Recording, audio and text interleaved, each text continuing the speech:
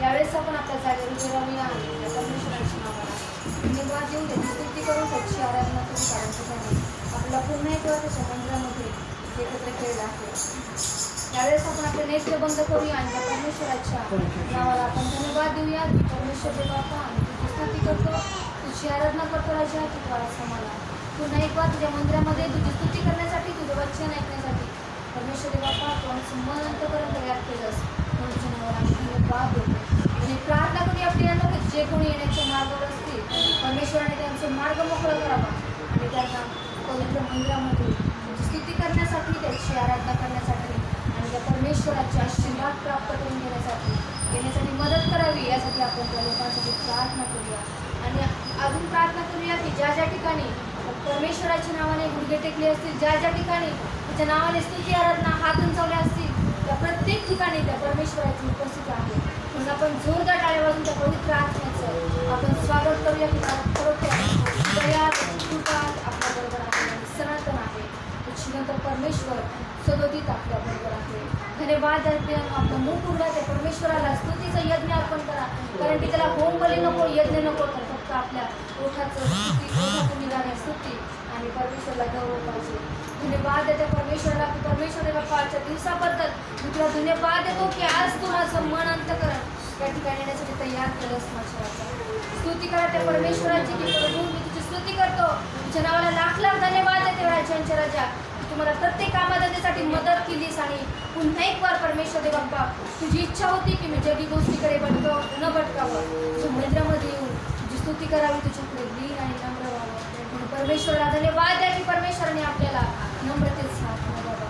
धन्यवाद द्या परमेश्वरला. परमेश्वर देव बाप्पा तू पुन्हा एक वार माझे पाऊल तुझ्या मंदिरामध्ये घेऊन आलास. परमेश्वर देव बाप्पा सर्व मार्ग तू मोकळे केलास माझ्या राजा.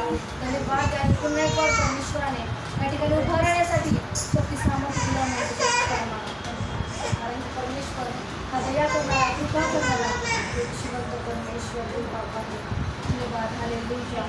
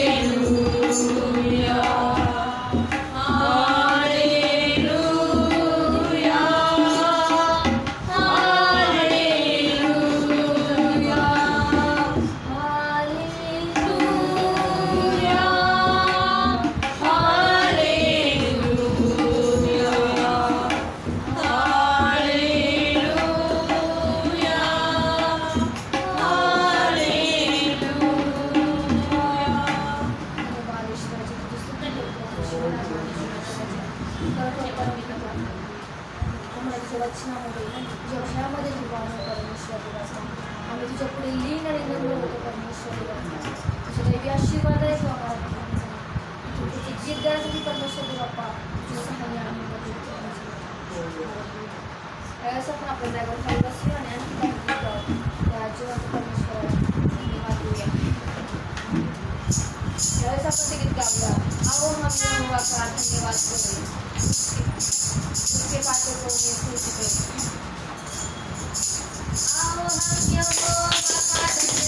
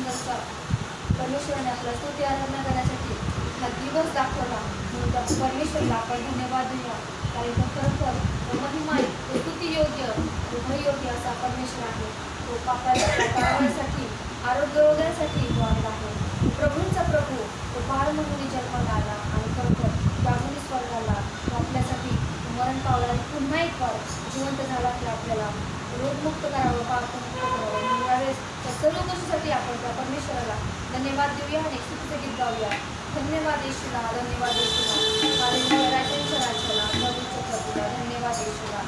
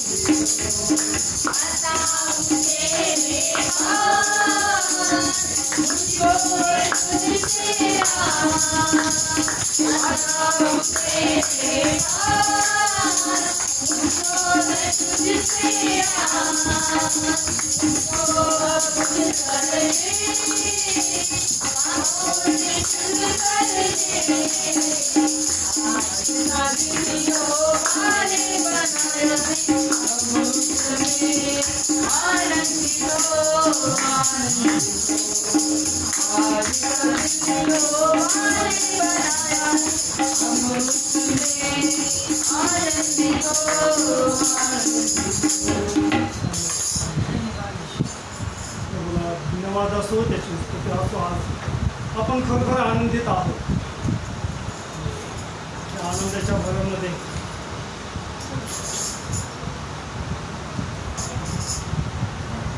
आम्ही परमेश्वराचं गौरव, परमेश्वराची स्तुती आम्ही करू शकतो. शिलाबाई, ह्या आनंदाच्या भरामध्ये या प्रभूला धन्यवाद देण्यासाठी प्रभूची स्तुती असते. आणि खरोखरच आजचा दिवस परमेश्वराने दिलेला आहे, त्यामध्ये आपण आनंद आणि उल्हास करू. पुढे सांगू